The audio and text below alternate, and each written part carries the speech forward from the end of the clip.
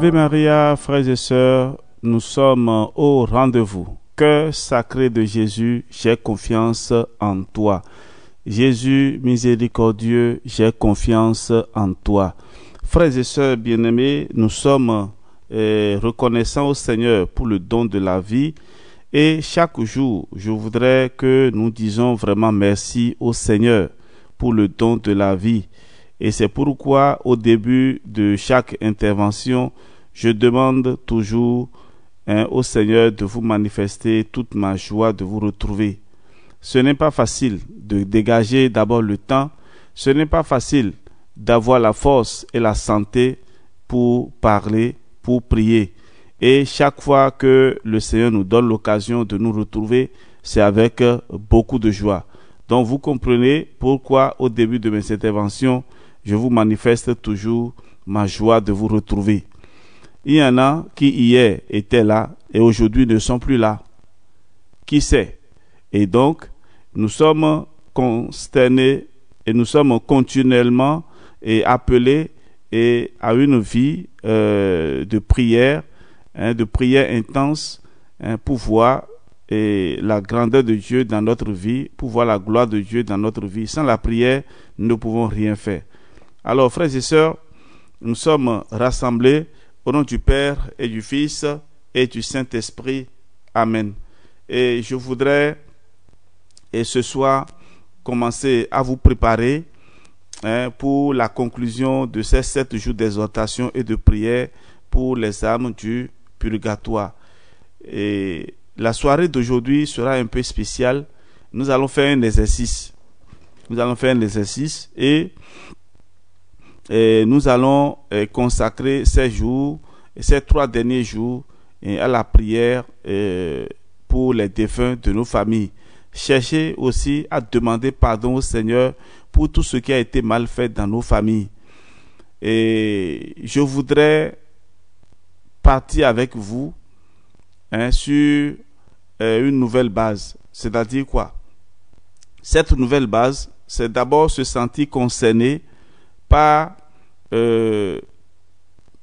tout ce qui a été fait dans notre famille. Se sentir concerné par ce que nous sommes et d'où nous venons. Il y en a qui pensent parfois qu'ils n'ont rien à voir avec leur famille et ils sont complètement détachés de leur famille. Non, ce n'est pas ça. Nous venons de quelque part et nous devons aussi connaître notre histoire.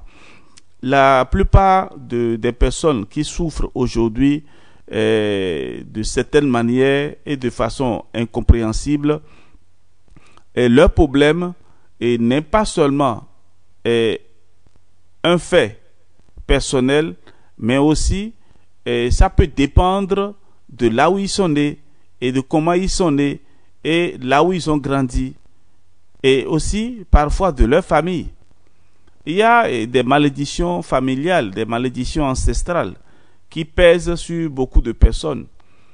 Et ce n'est pas l'occasion pour nous de nous lancer dans ces discussions théologiques ou bien ces réflexions qui sont sensibles. Mais c'est de toucher du doigt les réalités que les fidèles vivent aujourd'hui. Et il est à reconnaître que dans certaines de nos familles, surtout en Afrique, même dans les pays de Caraïbes, Pacifique et autres, même dans les pays européens, il y a la méchanceté des hommes qui, par ce qu'ils ont fait, privent les autres de leur bonheur. Et donc, on peut dire avec certitude que la sorcellerie est partout. La méchanceté de l'homme est partout. Et on peut faire des choses pour empêcher les autres de vivre heureux. Et donc, c'est de ça qu'il s'agit. Et par le passé, nous avons connu en Afrique et dans certains pays l'esclavage. Et vous savez que l'esclavage a été un phénomène qui a détruit beaucoup de vies et qui continue encore aujourd'hui de détruire beaucoup de personnes. Alors, combien de personnes sont déracinées et qui souffrent encore aujourd'hui et de leur passé et de leur famille, de leurs ancêtres. Et nous devons aussi, dans nos intentions de messe, demander la miséricorde du Seigneur pour nos parents qui ont été livrés en esclavage. La faute est partagée. La faute revient à nos personnes, à nos ancêtres et à nos parents qui ont livré ces personnes-là en esclavage. Et c'est le lieu aussi de s'interroger sur ces choses-là. Et sur nos côtes africaines, beaucoup de nos frères et sœurs sont partis en esclavage. Et je pense que ceux qui vivent ces genres de réalités peuvent témoigner combien parfois et les âmes de ces esclaves décédés crient vers nous. Donc il y a donc le cri des défunts vers nous. Et alors, quand on entend parfois certaines histoires, il ne faut pas les banaliser. Alors, notre préparation pour ces 3 derniers jours de prière, c'est d'amener chacun de nous à prier et à demander surtout miséricorde au Seigneur pour tous les péchés qui ont été commis dans nos familles. Et inviter chacun de nous à demander des messes et pour les défunts de nos familles. Il y a des personnes que nous avons oubliées et il faut se souvenir d'eux. Alors nous allons prendre une pause et puis tout à l'heure, je vais revenir là-dessus. Je voudrais parler vraiment cœur à cœur avec vous pour que vous soyez conscients de tout ce qui est parfois à la base de nos problèmes, les problèmes que nous vivons.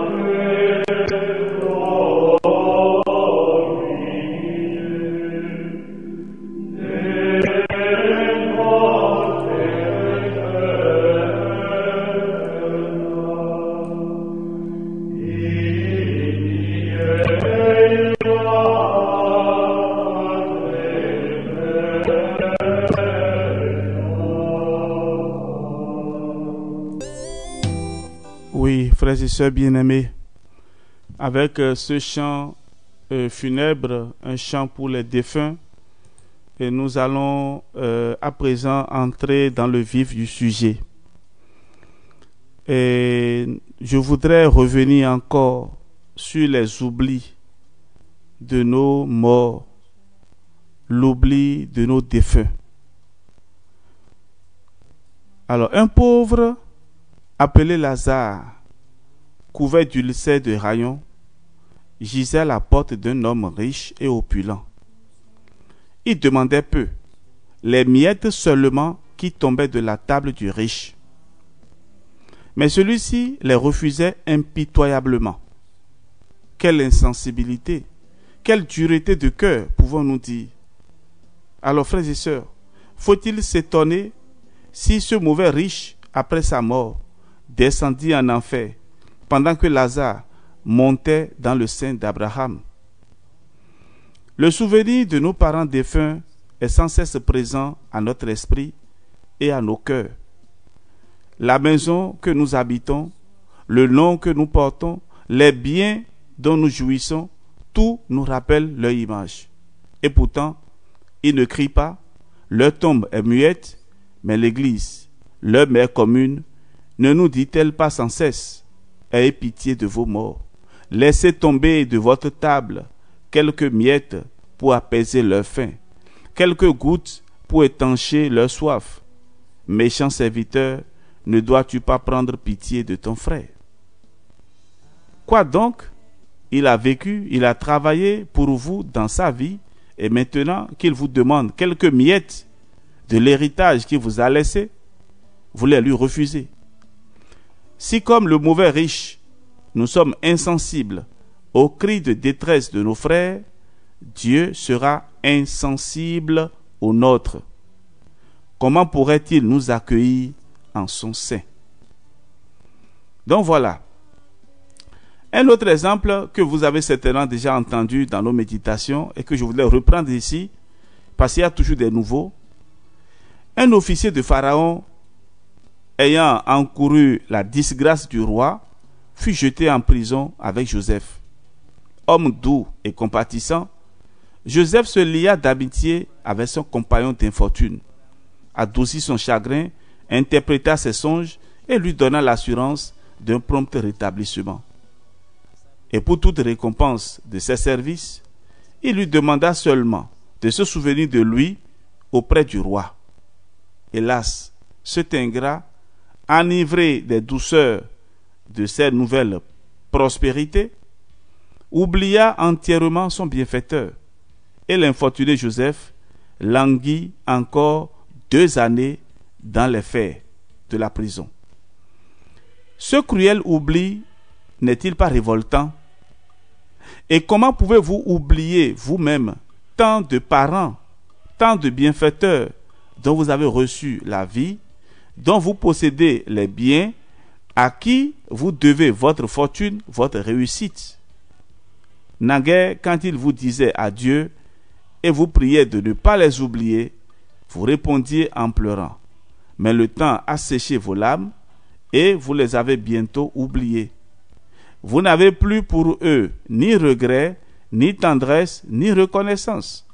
Vous vous repaissez, comme l'officier de Pharaon, du bien-être qu'ils vous ont acquis à la sueur de leur front, et vous le laissez gémir comme Joseph dans la prison du purgatoire. Je m'arrête là. Chers amis, combien de parents sont oubliés? Et c'est vrai. Nous allons continuer jusqu'à la fin de ce mois à vous faire ce rappel. N'oubliez pas vos parents défunts. Demandez-leur des messes. N'attendez pas le mois de novembre. N'attendez pas le jour anniversaire de leur décès pour demander des messes. Chaque mois, vous pouvez fixer un calendrier et demander des messes pour les défunts de vos familles, même vos amis, vos collaborateurs, vos anciens collègues, ceux avec qui vous avez mangé ou partagé des moments de fraternité ou d'amitié. Et il faut se souvenir de ces personnes-là. Demandez une messe, cela ne vous coûte pas les yeux de la tête. Et n'attendez pas, lorsqu'on organise des messes, et à des honoraires forfaitaires pour demander des messes.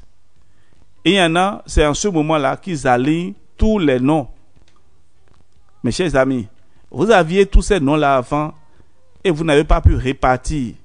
Peut-être dans le mois, demander 1, 2 ou 3 messes pour ces personnes et vous les laissez pendant une longue année ou bien même parfois pendant de longues années, pendant plusieurs années, sans leur demander même une seule messe.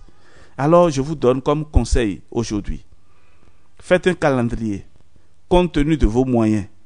Faites la liste de tous les défunts pour qui vous devez demander des messes. C'est une chose vraiment qui nous échappe. Moi, quelque chose m'a échappé la dernière fois. Je prie constamment pour mes parents défunts. Mais j'ai un oncle que j'avais eu la grâce de baptiser. Et je l'ai oublié. Il y a quelques jours, et il m'est apparu en songe. Et je le vois en train de travailler. Et quand je me suis réveillé, j'ai eu vraiment la chair de poule. J'ai eu la chair de poule. Et ce n'est pas la première fois que des choses comme ça arrivent à des personnes. Lorsque vous oubliez des défunts de vos familles, parfois le Seigneur vous fait la grâce de les voir dans le sommeil, dans le rêve. Et j'ai essayé de refaire ma liste. Et à chaque messe, je continue donc de présenter au Seigneur ces personnes de ma famille. Frères et sœurs, je peux partir de cette expérience pour partager avec ceux qui n'ont pas encore vécu cette expérience, l'expérience de la plupart d'entre vous. Il arrive que vous voyez vos parents défunts dans le rêve. Cela veut dire qu'ils ont besoin de votre soutien. Ils ont besoin de votre soutien. Faites la liste pour ne pas les oublier. C'est une recommandation très paternelle. Et je tiens à ce que vous n'oubliez pas cela. Hein? Je n'ai pas perdu le temps pour vous rappeler cela. Et donc, c'est une obligation pour vous qui m'écoutez en ce moment de mettre en pratique ce conseil-là. Hein? Cela va beaucoup vous aider. Et cela apportera la paix dans les familles. Alors, parlant de la paix dans les familles, hier, je vous disais de faire la liste des grands-parents, des parents et des frères et sœurs. Pourquoi cela? Et cet exercice va vous amener à vous rappeler d'abord certaines personnes que vous ne connaissez pas. Il y a certains, comme moi, qui ne connaissent pas leur grand-mère maternelle ou bien leur grand-mère paternelle. Donc, en faisant ces recherches-là, on peut prier et demander miséricorde au Seigneur. Vous voyez, c'est très facile d'oublier nos parents.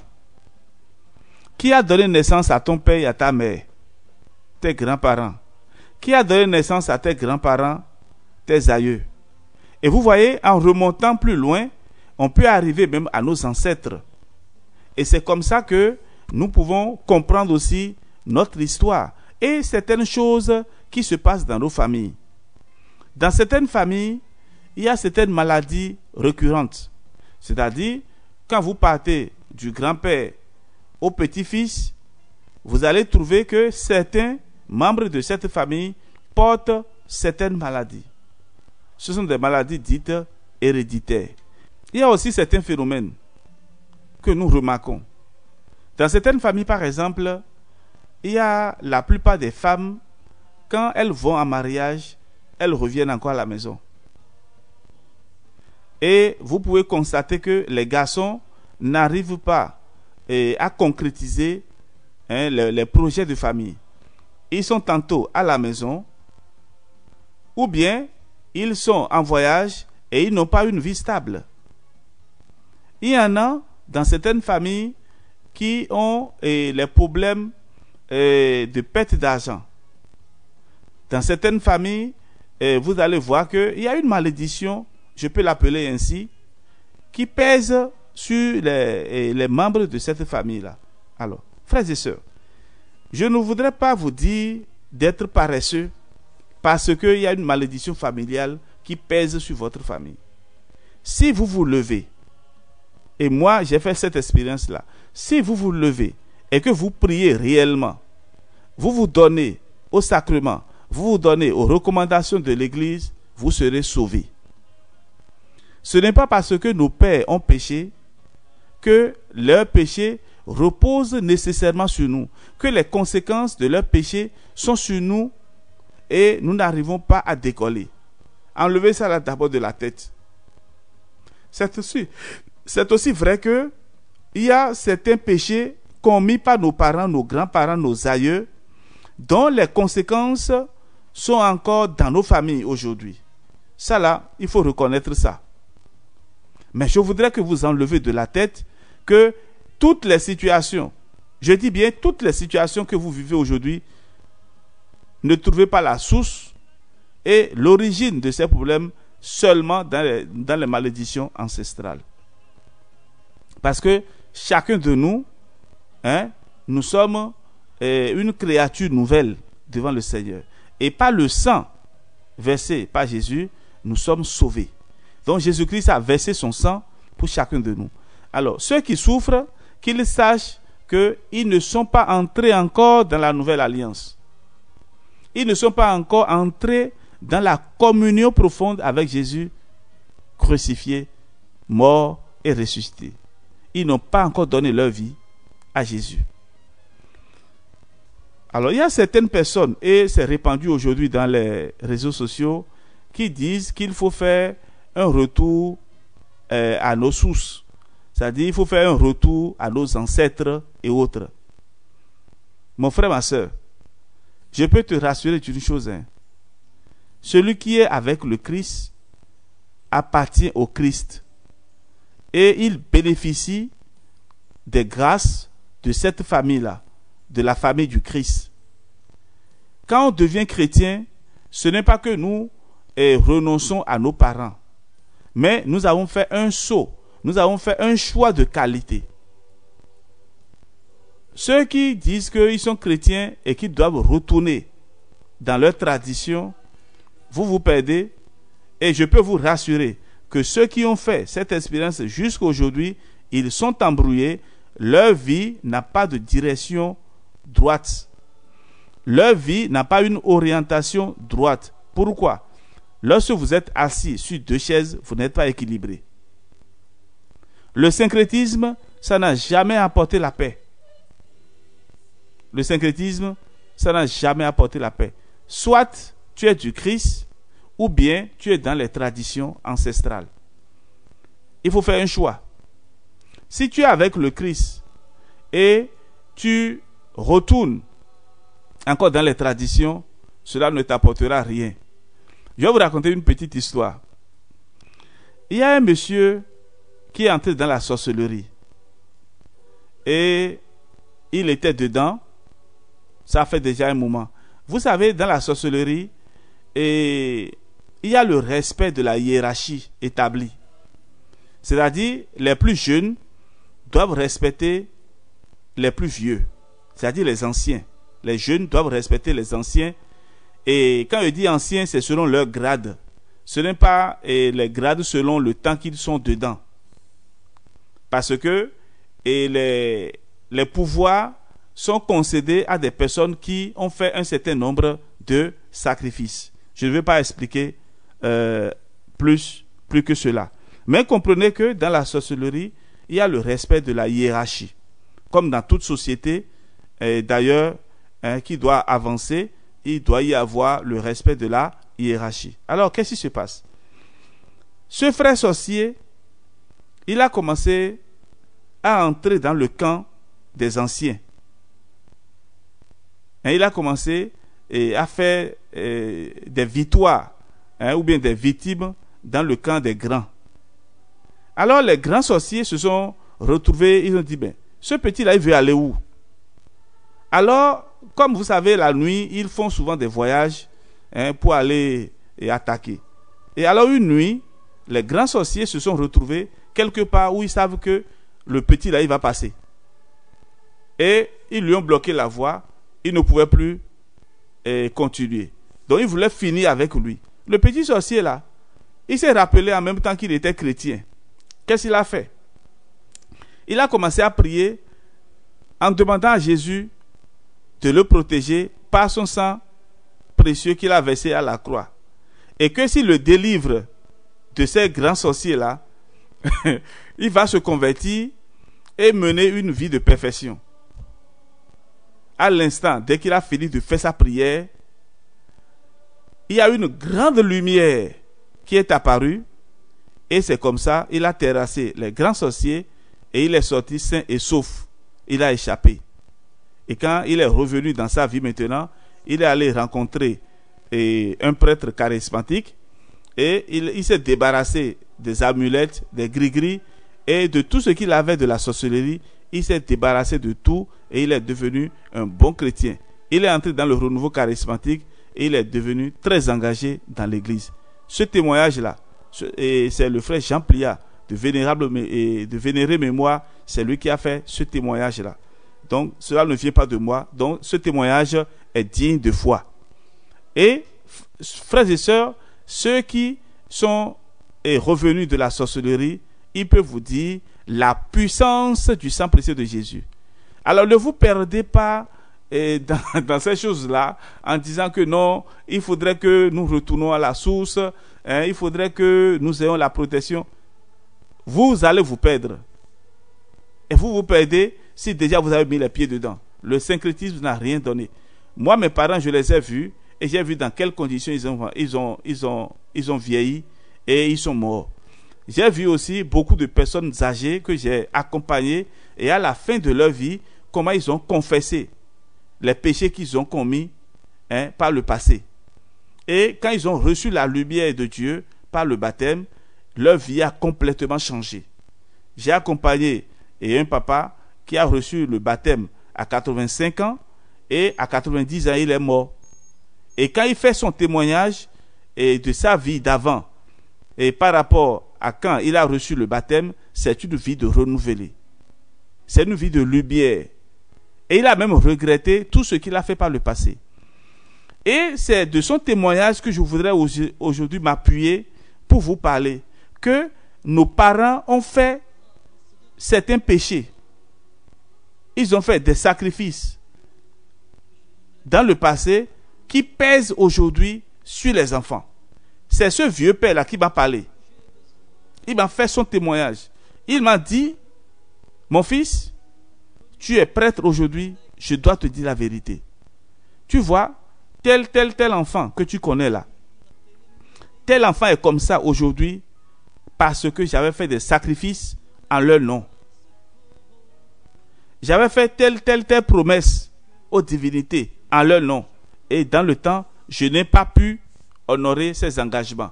Voilà pourquoi la vie de ces enfants-là, de mes enfants que tu connais là, leur vie aujourd'hui est déséquilibrée.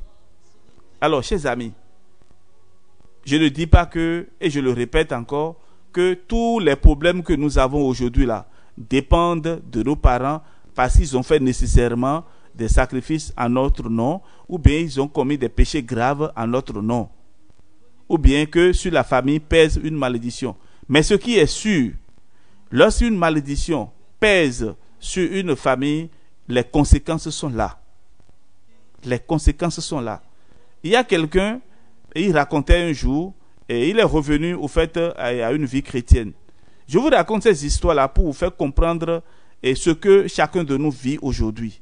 Il y a certaines personnes qui ne croient pas. Et je vous en supplie, si vous m'écoutez en ce moment et que vous ne croyez pas à ces choses-là, et je vous en prie, laissez tomber en même temps. N'écoutez plus le reste. Je parle à des personnes qui souffrent. Parce qu'il y a certains qui se disent peut-être qui sont des savants, qu'ils ont l'expérience de Dieu, qu'ils ont étudié Dieu, et qui connaissent tout de la Bible, et parfois ils se vantent même de leur connaissance. Moi, je suis en train de parler en ce moment à des personnes qui souffrent. Si quelqu'un se reconnaît dedans, qu'il commence alors à se préparer, à faire des prières, à faire des pénitences pour vraiment sortir de cette situation. En tant que prêtre, j'ai accompagné des familles, des membres de famille sur qui pesaient des malédictions familiales, des malédictions ancestrales. Mais quand ils ont commencé à mener une vie de prière, vraiment, il y a eu un grand changement dans leur vie. Et c'est ce témoignage-là que je voudrais apporter à tous ceux qui souffrent en ce moment. Ceux qui n'ont pas fait l'expérience, ne critiquez pas, restez à l'écart. Quand le Seigneur permettra que vous allez faire l'expérience, vous allez comprendre beaucoup de choses. Et donc je préfère que ceux qui se sentent concernés suivent cet enseignement jusqu'à la fin. Je vais proposer donc des prières et des cheminements. Alors, je reviens maintenant à l'essentiel, frères et sœurs, et toutes mes excuses si je suis allé un peu à leur sujet. Et donc, ce vieux père me racontait tout ce qu'il avait fait par le passé et qui, aujourd'hui, en voyant la vie de ses enfants, vraiment, il est désemparé. Et il me dit, il ne sait pas comment faire un retour en arrière, puisqu'il est devenu chrétien. Il ne sait pas comment il a fait un retour en arrière pour pouvoir réparer cela. Et selon les informations qu'il a reçues, c'est que ces paroles qui ont été déjà prononcées, ces sacrifices qui ont été déjà faits, et il est presque impossible de retourner en arrière pour réparer tout ce qui a été fait. Parce que vous voyez, avec Satan, il faut être clair et net. Quand il prend quelque chose, il ne redonne pas facilement. Il ne redonne pas. Ceux qui vous disent, ah non, viens chez moi et tout ce qui a été fait par le passé, moi, je vais consulter les esprits et je vais tout débloquer. Mes amis, ils vont manger ton argent. Oui, ce sont des personnes qui ont faim. Ils vont manger ton argent et puis ça finit là. Tu vas dire quoi? Ils vont te promettre, mots et merveilles, que tout changera désormais et bon, te raconter un tas d'histoires et ça s'arrête là. Il y a certains qui disent que oui, je suis allé, j'ai fait les cérémonies et maintenant j'ai la paix. Mais c'est pour un temps. C'est pour un temps. tant que tu n'es pas plongé dans le sang de Jésus, et surtout quand tu es déjà chrétien et tu retournes dans ces choses-là, mes frères et sœurs, je peux vous rassurer, hein, il y a un conflit spirituel terrible. Il y a un conflit spirituel terrible qui se produit dans la vie de ces personnes-là qui vivent dans le syncrétisme. Donnez votre vie à Jésus. Donnez votre vie à Jésus et vous serez sauvés. Oubliez ces choses-là et pensez que, bon, voilà, en faisant les traditions, vous allez revenir à une vie normale et autre. Soit tu es chrétien ou bien tu n'es pas chrétien. Soit tu es avec le Christ ou bien tu n'es pas avec lui. Et ces conseils que je vous donne, frères et sœurs, je tiens rigoureusement à vous dire que je ne peux pas vous dire autrement. Non pas parce que c'est comme ça, non pas parce que je suis un prêtre, mais c'est à partir des expériences vécues. Mes parents n'étaient pas chrétiens. Et ils ont vécu dans le paganisme toute leur vie. Et mon père, paix à son âme, et il a été converti les dernières années de sa vie. Et il a vécu en bon chrétien. Et il est décédé après. Et plusieurs membres de ma famille n'ont pas connu le Christ. Et ils sont décédés.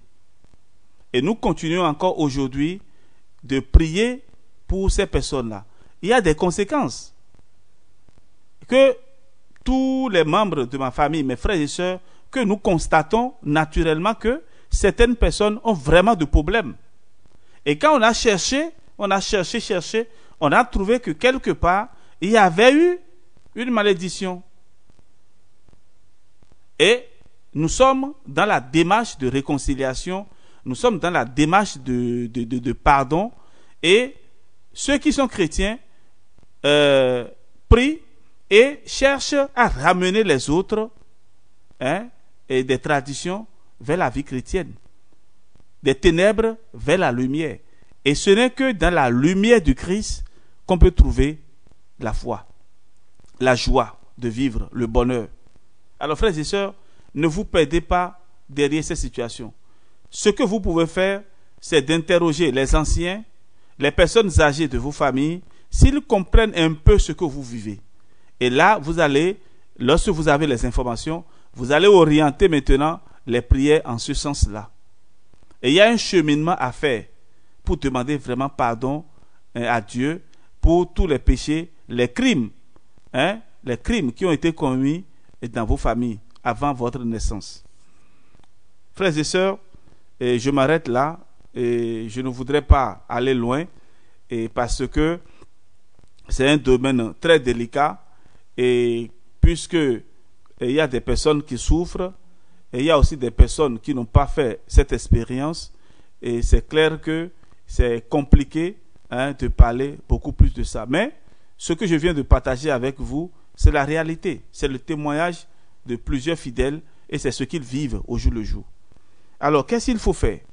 J'ai demandé à ce que vous écriviez le nom de vos ancêtres et de vos parents et tous ceux qui sont de votre lignée. Alors, l'objectif, c'est quoi? C'est de demander pardon à Dieu pour ce que vous savez de ces personnes-là. Ce n'est pas que nous les jugeons, nous les condamnons. Ils peuvent agir dans l'ignorance. Et en effet, nos grands-parents, nos aïeux, ont commis beaucoup de péchés dans l'ignorance. Vous savez, dans certaines familles, par exemple, il n'est pas permis d'entendre parler seulement de l'avortement. Et donc, cela ne se fait pas. Il y a certaines familles qui disent clairement, si un membre de la famille commet l'avortement, les conséquences rejaillissent sur la personne ou bien sur ses enfants. C'est-à-dire, il y a un prix à payer pour cette personne à qui on a refusé la vie. Une fois, au cours d'une prière de délivrance, une dame qui souffrait et depuis de longues années, une dizaine d'années, et chaque fois qu'elle tombait enceinte, elle perdait les enfants. Et un jour, avec l'équipe d'intercession de la paroisse, nous étions en train de prier. Et quelqu'un a eu la parole de connaissance parmi les intercesseurs et a commencé à poser la question à la dame. Est-ce que par le passé, vous avez eu à avorter? La dame s'est tue un instant. Finalement, elle a dit oui. Et ça a été avec l'accord de son mari. Parce que il se trouvait en difficulté et il n'avait pas les moyens pour gérer cette grossesse-là. Et ils se sont dit, à quoi bon se donner la souffrance? Nous n'avons pas les moyens, alors nous allons donc avorter cet enfant. Et ils sont partis effectivement à l'hôpital. Et ça a été fait dans un hôpital. C'était des jumeaux. Alors, ces jumeaux ont été avortés et toutes les fois que cette dame tombait enceinte, elle perdait la grossesse. Il est arrivé même 3 fois de suite que les enfants étaient nés. Il y a eu même 2 jumeaux qui sont venus après. Ils sont nés et quelque temps après, ces enfants-là sont morts. Donc la dame a souffert terriblement. 5 grossesses, elle n'a pas eu les enfants. À 6 mois, elle a perdu 2 fois la grossesse, elle a perdu l'enfant. Et 3 fois, les enfants sont nés, dont 2 jumeaux. Donc ça fait 5 enfants. Ils sont nés et quelque temps après, problème respiratoire et les enfants sont décédés. Donc, quand nous étions en train de prier et l'autre a eu la parole de connaissance, alors les jumeaux avortés ont dit que on ne nous a pas permis de venir au monde et pourquoi vous cherchez maintenant d'enfants? Voilà donc la parole de connaissance qui est arrivée. Qu'est-ce que nous devons faire, frères et sœurs? Nous avons immédiatement, comme dans le renouveau cela se fait, donné un nom à tous ces enfants-là et nous avons commencé à faire des prières de libération et des demandes de messe ininterrompues. On demandait des messes pour demander pardon à ces enfants-là, à qui on a refusé la vie. Les parents aussi, conscients de la situation, ont fait des pénitences. Ils se sont privés de certaines choses et ils ont fait des pèlerinages pour aller prier et faire pénitence. Et je peux vous rassurer que leur vie a changé après. Il y a 10 ans, ils avaient posé les fondations, ils n'ont pas pu construire. Mais quand nous avons prié, fait célébrer des messes, des chemins de croix à 5 heures du matin et les soirs avant de dormir, 5 heures du matin très tôt. Et il y avait aussi la coutume sur la paroisse de faire le chemin de croix à 5 heures du matin et la messe a lieu à 6 heures. Et donc, les parents ont pris cet engagement de faire les 40 jours en faisant le chemin de croix. Ceci seulement pour la réparation. Frères et sœurs, ça a porté ses fruits. Alors, ces choses que je vous dis, ce sont des réalités que d'autres ont vécues. Et je sais que là où vous êtes, il y a des personnes qui ont vécu cela. Si tu n'as pas vécu ça, non, reste tranquille dans ton coin. Et demande seulement au Seigneur que des situations pareilles ne t'arrivent pas. Donc, frères et sœurs, vous qui êtes dans ces situations que je viens d'énumérer, commencez à réfléchir. S'il n'y a pas eu des péchés graves commis dans vos familles par le passé, et faites pénitence. Des chemins de croix, les rosaires, demandes de messe. Et maintenant, quel est le cheminement que je voudrais proposer? D'abord, la première démarche, c'est la recherche d'informations dans ta famille pour savoir si il n'y a pas eu certains péchés qui ont été commis. Et quand tu auras fait cette démarche-là maintenant, la première attitude à adopter, si vous venez au courant aux informations comme quoi vos grands-parents, vos aïeux avaient fait telle chose, et vous pensez que c'est cela qui agit sur la famille, il faut d'abord le pardon. il faut accorder d'abord le pardon à ces personnes-là et supposer qu'ils ont vécu dans l'ignorance. Il ne faut pas leur en vouloir, puisqu'ils ne sont plus. Ils ne sont plus. Et donc, ils ont besoin maintenant de notre pardon et de nos prières. Ensuite, trouvez un prêtre qui vous met dans la prière une neuvaine de réparation pour tous ces péchés. Et aussi, vous pouvez vous rendre sur les tombes de ces parents-là que certainement vous avez oubliés et demander des messes, bénir les tombeaux, allumer des bougies, asperger de l'eau bénite. Cette démarche-là que je vous dis là, essayez d'adapter ça aux réalités dans lesquelles vous vivez. Maintenant, après avoir demandé des messes, vous pouvez faire des neuvaines de prière aux âmes du purgatoire et aussi des neuvaines pour de demande de pardon. Vous pouvez formuler vous-même vos prières pour demander pardon à Dieu pour tous les péchés qui ont été commis dans vos familles. Demain, nous allons revenir là-dessus et il y a une prière que nous allons expliquer.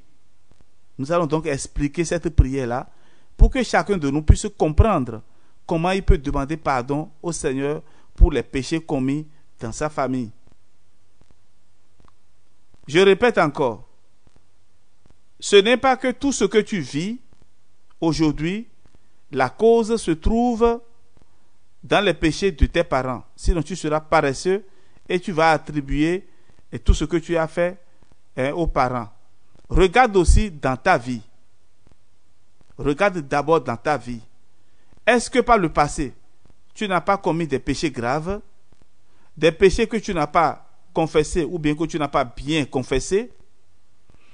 Est-ce que tu n'as pas commis des actes qui ont, qu'on appelle-t-on, qui ont des conséquences aujourd'hui sur ta vie?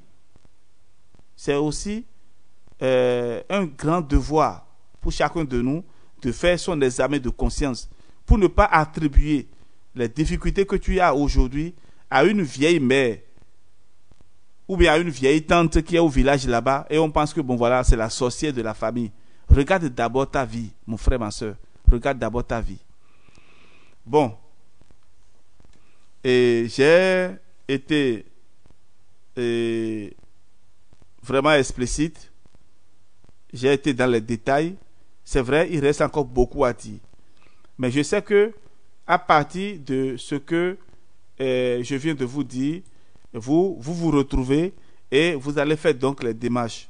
Donc, les démarches de neuvaine, demande de messe et aussi, j'oubliais, une démarche avec la Vierge Marie.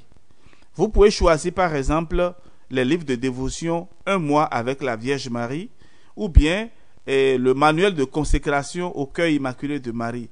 Et là, c'est chaque jour. Et aussi, vous avez aussi les livres de dévotion Un mois avec le précieux sang de Jésus. Et donc, chaque jour, il y a une méditation à faire. Et pendant 30 jours, vous allez demander la purification par le sang précieux de Jésus de tous les membres défunts de votre famille. Donc, en faisant cette prière de 30 jours, vous demandez donc pardon au Seigneur. Vous pouvez demander aussi des messes pour 30 jours, les 31. Et on va prier exclusivement pour les défunts de vos familles. Alors, frères et sœurs, il faut s'asseoir et voir un peu sa vie et adapter ces conseils que je viens de donner. Nous allons conclure puisque le temps passe inexorablement et je ne voudrais pas être long. Je voudrais seulement recommander à chacun de vous de faire un effort pour vous interroger et interroger aussi votre famille. Cela vous aidera à comprendre certainement certains problèmes que vous vivez aujourd'hui dans votre vie. Alors, nous allons à la fin faire cette prière. Au nom du Père et du Fils et du Saint-Esprit.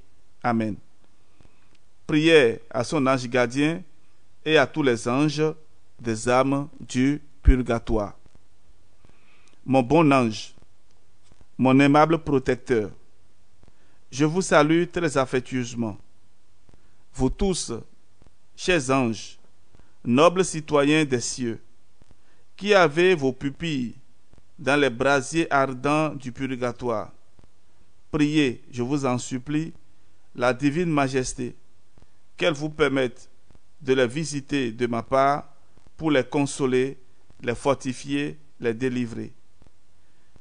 Puisque, pour y parvenir, Dieu m'a permis de coopérer à leur soulagement et à leur délivrance, je vous prie instamment, ô Esprit céleste, d'offrir au Très-Haut pour elles toutes les actions que je ferai jusqu'au dernier moment de ma vie, les unissant à votre esprit de pureté et de louange, aux saintes œuvres de tous les bienheureux, surtout, joignez ce petit présent aux souffrances et au mérite infini du divin Jésus, unissant plus étroitement mes actions aux siennes, à celles de la Sainte Vierge Marie et du glorieux Saint Joseph. Priez-les de sanctifier ma bassesse avec leur grandeur, de joindre ce que je leur présente à leur trésor incompréhensible pour acquitter les dettes des âmes du purgatoire, surtout celles de mes parents et de mes amis. Je sais, ô noble intelligence, que vous ne souhaitez rien tant que de les voir heureuses. Employez donc, je vous prie, tout votre crédit pour les faire jouir de la gloire infinie. Et vous, chers âmes, aussitôt que vous entrerez en paradis, prosternez-vous aux pieds de Dieu pour l'adorer, le bénir et l'aimer de ma part. Pendant que je suis encore sur les flots d'une mer agitée, incertain d'arriver au port du salut, procurez-moi, par votre assistance, le bonheur de vous voir éternellement dans le ciel. Amen. Gloire au Père, et au Fils, et au Saint-Esprit, au Dieu qui est, qui était et qui vient, pour les siècles des siècles. Amen. Frères et sœurs, ainsi s'achève notre prière de ce jour. Et demain, nous allons continuer et avec cette préparation que nous venons de faire, vous allez faire aussi des recherches dans votre famille pour savoir s'il y a des maladies génétiques qui pèsent sur les membres de la famille, s'il y a des maladies incompréhensibles qui pèsent, sinon des maux ou d'autres phénomènes incompréhensibles que vous vivez dans votre famille. Et à partir de là, nous allons prier, demander au Seigneur d'éloigner de nous ces malédictions, parce que nous venons pour demander la paix, nous venons pour demander la réconciliation. Et surtout, renouveler nos actes de consécration, nos promesses baptismales et surtout nous consacrer au cœur immaculé de Marie. Alors, frères et sœurs, il y a parfois moyen de faire ces prières-là. Et certaines personnes ne trouveront pas leur prière exaucée parce qu'il y a des blocages déjà dans leur vie. Alors, ceux qui savent qu'ils ont des blocages, faites d'abord l'examen de conscience et cherchez à demander pardon aux personnes que vous avez offensées. C'est très important. Si vous avez gardé rancune dans le cœur contre quelqu'un, évacuez cela de votre vie. Accouchez cela. Libérez ces personnes-là que vous avez gardées en vous. Parce que vous ne pouvez pas être animé de l'esprit de colère et dire que vous voulez prier pour la réconciliation et pour la paix dans vos familles. Ce n'est pas possible. Toi-même, d'abord, tu dois être un artisan de paix et de justice avant de venir demander à Dieu la paix et la réconciliation dans ta famille. Alors, ce sont des préalables que chacun de nous doit faire avant de venir demander pardon à Dieu pour les péchés commis par les membres de notre famille. Je vais vous laisser un chant en méditation. Venez, prosternez-nous, et ce sera donc le chant qui va vous accompagner. Soyez bénis, on se retrouve demain pour la suite. Ave Maria.